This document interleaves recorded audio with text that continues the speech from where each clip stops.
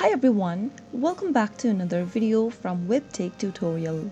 In this video, we are going to be learning how to change your display name on Canstar. So without wasting much of our time, let's dive into the video.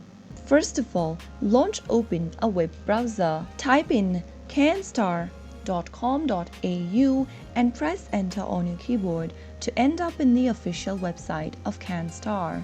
Click on the login button at the top right and enter your credentials in order to sign into your account first. After signed into the main homepage, mouse over to your profile initial at the top right and click on Edit Your Profile. This will then take you to a new page where you can edit your account information.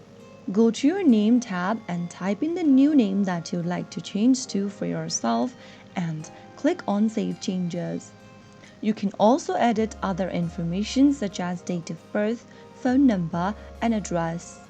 So that was how you can easily change your display name on Canstar in just a couple of minutes. If you found the video to be helpful, go ahead and give us a thumbs up.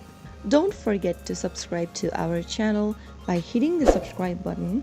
Also press on the notification bell so that you'll never miss another upcoming upload from us. I will be back again in the next episode. Thanks for watching.